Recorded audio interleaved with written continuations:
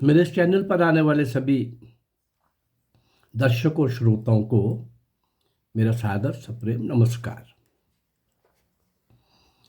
भारत के स्वाधीनता आंदोलन के इतिहास में केवल महात्मा गांधी के नेतृत्व में चलाए गए अहिंसात्मक आंदोलन की चर्चा की गई है।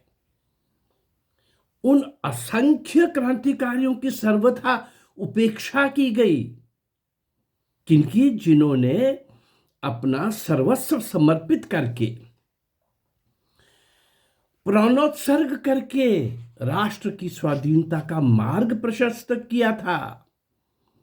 हमारी युवा पीढ़ी को असली इतिहास से अनजान रखा गया है, अनजान रखा जा रहा है।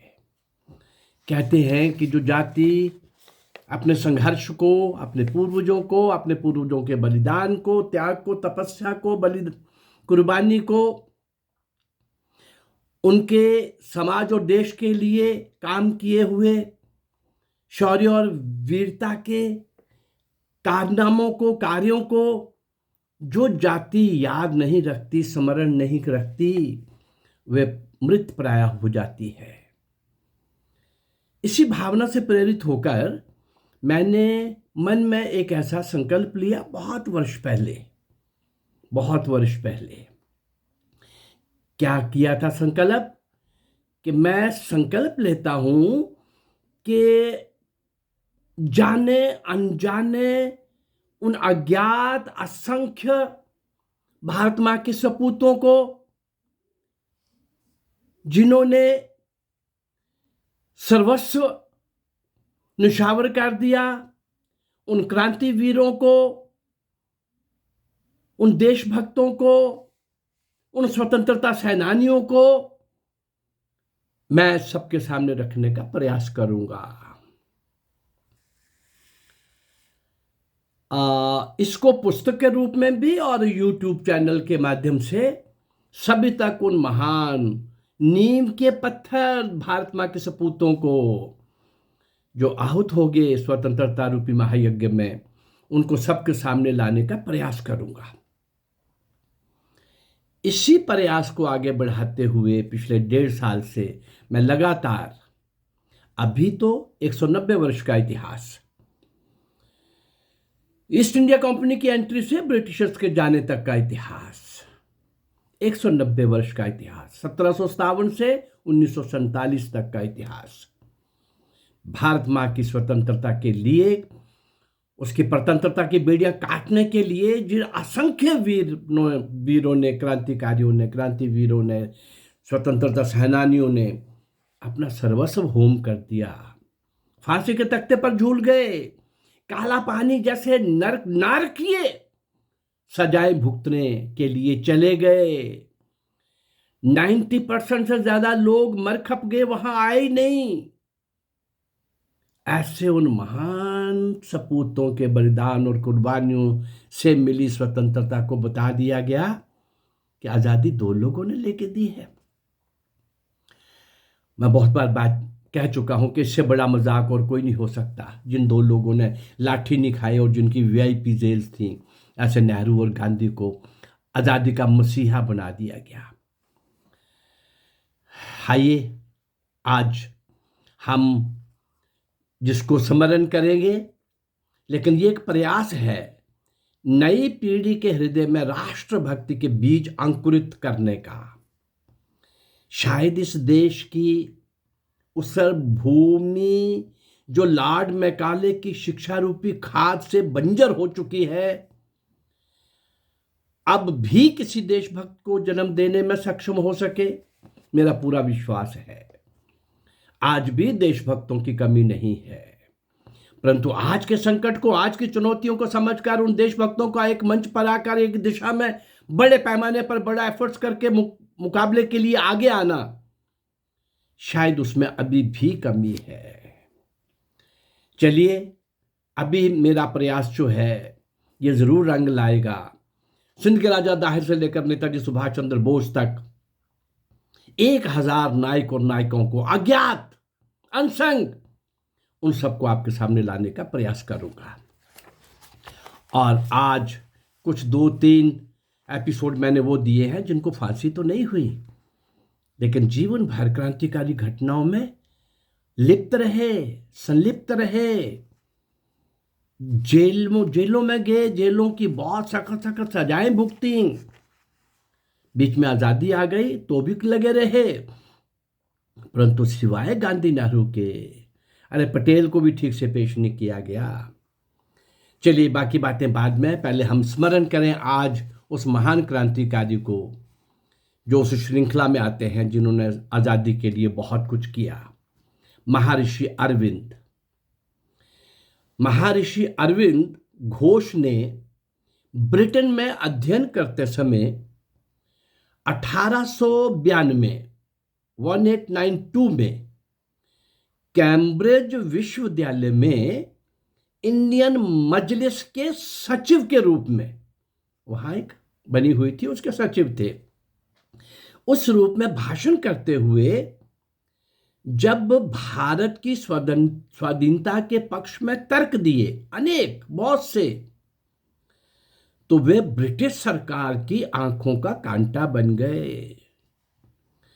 उन्होंने कैम्ब्रिज में कमल और खड़ग, लोटस एंड डैगर नामक गुप्त क्रांतिकारी संगठन में सक्रिय भाग लेना शुरू कर दिया। मैंने बहुत बार कहा है कि बहुत सारे क्रांतिकारी लोग देश विदेश में हर प्रकार से भारत मां को स्वाधीन कराने के लिए लगे हुए थे, पूरी तरह से जान हथेली पर रखकर, तन मन धन से लगे हुए थे। इसलिए कई क्रांतिकारी संस्थाएं बनी हुई थी। ये इंडियन मजलिस की जिसके सचिव थे वो भी पहले से बनी हुई थी, अब उसमें भाग लेना शुरू कर दिया। लोटस एंड डैगर गुप्त क्रांतिकारी संगठन में सन 1893 में अरविंद उच्च शिक्षा प्राप्त करने के बाद भारत लौटे। उन्होंने कांग्रेस की नरम नीति पर प्रहार करते हुए कहा था, क्या कहा था, ये उन्हीं के शब्द एक वही बोल रहा हूं, कांग्रेस ब्रिटिश शासन के प्रति अनावश्यक रूप से लचीला रुख अपना रही है। कांग्रेस सीधी और सच्ची बातें करने में हिचकिचाती और भयभीत रहती है। अरविंद महाराजा सदाशिवराव गायकवाड़ जो सूरत के थे, बड़ौदा के, उनकी प्रेरणा से उनके राज्य में, उनकी सेवा में आ गए। एक महाविद्यालय के प्रिंसिपल बना दिए गए। परंतु याद होगा सबको, मैंने पहले भी जब भगिनी निवेदिता का एपिसोड दे रहा था आपको, उसी भगिनी निवेदिता ने, स्वामी विवेकानंद की शिष्य भगिनी निवेदिता, जो विदेशी थी महिला, भारत की स्वतंत्रता के लिए स्वामी विवेकानंद जी से प्रेरणा लेकर के लगी हुई थी, वो आई और अरविंद घोष को बोला, अरे स्वामी, अरे महर्षि, अरे कॉलेज के प्रिंसिपल, तुम सब जानते हो, तुम क्रांतिकारी भी हो, क्रांतिकारियों के साथ तुम्हारा संबंध भी है, लेकिन बड़ौदा में बैठ कर के बात नहीं बनेगी।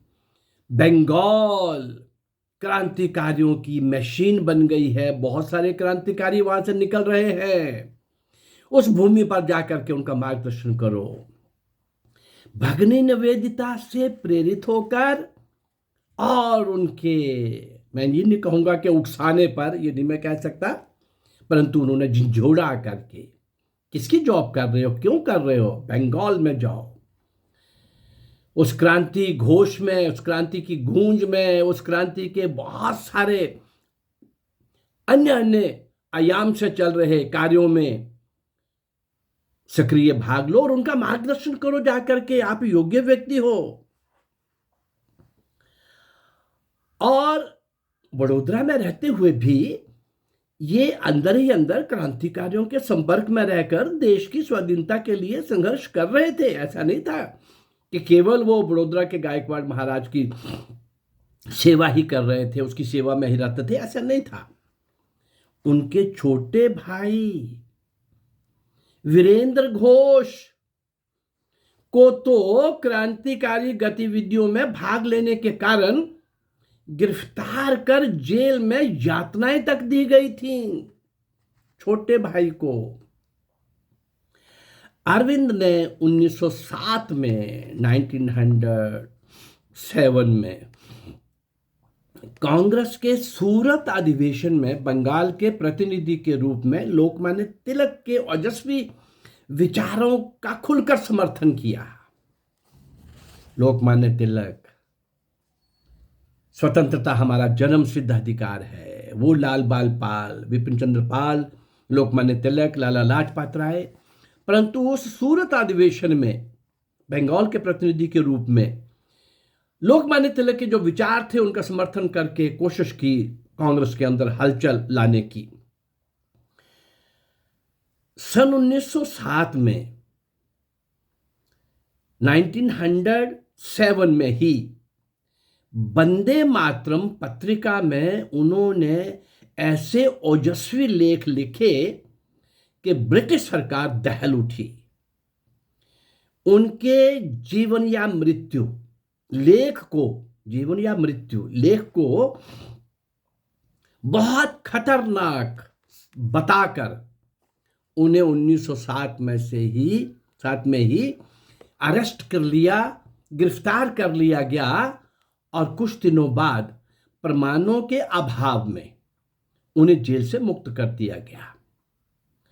सरकार अरविंद को अत्यंत खतरनाक क्रांतिकारी मानती थी। उन्हें 4 मई 1908 को बम बनाने के आरोप में पुनः गिरफ्तार कर लिया गया और अलीपुर जेल में रखा गया।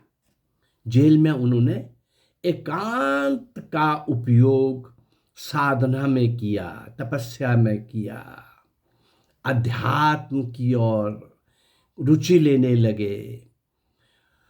उन्होंने अदालत में अपना बयान देते हुए कहा, यदि जनता को स्वतंत्रता का उपदेश देना रायदरों है तो मैं दोषी हूं और उसके लिए कोई भी सजा भुगतने के लिए तत्पर हूं, तैयार हूं।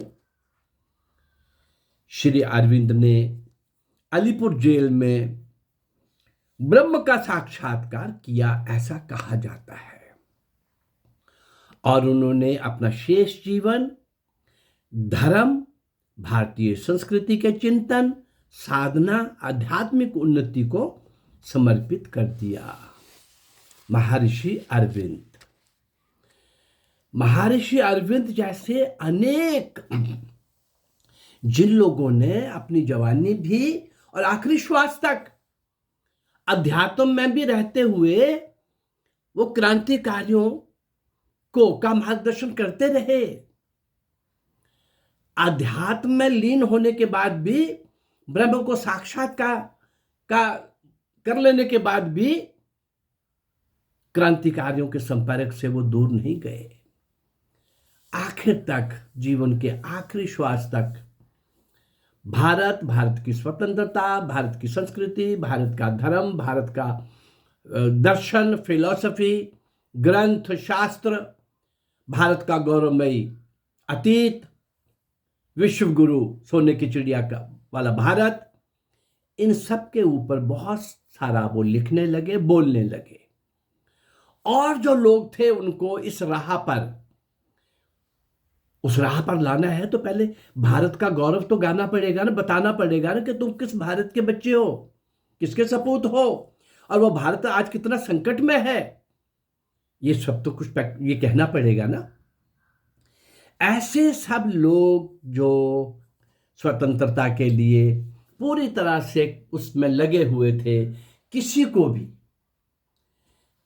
को भी स्वतंत्रता के बाद इतिहास के अंदर कोई स्थान नहीं मिला। वो वीर महान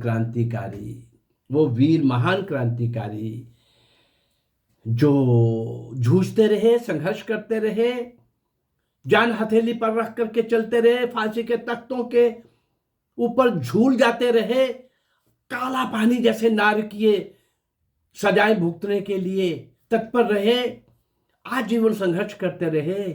उन महान क्रांतिकारियों को कोई स्थान नहीं मिला नए इतिहास के अंदर। मैंने कोशिश की आपको बताने की कि इन महान क्रांतिकारियों का कितना स्थान रहा। और आपको यह भी पता है, जिस कांग्रेस को शुरू करने वाला एक विदेशी, इटावा का कलेक्टर, क्रूरता का प्रतीक, बहुत सारे लोगों को फांसी के तख्ते पर ले जाने वाला, बहुत यात्राएं देने वाला, घर घर में जाकर के आतंक और भय का माहौल, वातावरण बनाने वाला कलेक्टर इटावा का सर A.O. ह्यूम कांग्रेस को बना रहे थे। तो क्या उसको आजादी देने के लिए बना रहे थे? 1857 के स्वतंत्रता संग्राम से डरे हुए अंग्रेज अपने लिए सुरक्षा कवच ढूंढ रहे थे। वो कांग्रेस के रूप में उनको सुरक्षा कवच मिल गया। कर लो सत्याग्रह, आ जाओ, 4 घंटे, 1 दिन, 2 दिन रखेंगे, आराम से भेजेंगे। ये चलता रहा। अंग्रेजों को ये सूट करता था और गांधी को वो तैयार कर रहे थे, चूंकि शासन उन्होंने नेहरू को सौंपना था। बड़ी लंबी प्लानिंग लेकर के अपने चमचे नेहरू को, बिकाऊ माल नेहरू को, दुर्भाग्य से इस देश के पहले प्रधानमंत्री नेहरू को सौंपना था। और वो नेहरू एग्रीमेंट में क्या लिख रहा था? ट्रांसफर ऑफ पावर एग्रीमेंट में, जो स्वतंत्रता नहीं है, नेताजी सुभाष चंद्र बोस जिंदा या मुर्दा मिलेंगे तो हम आपको सौंपेंगे।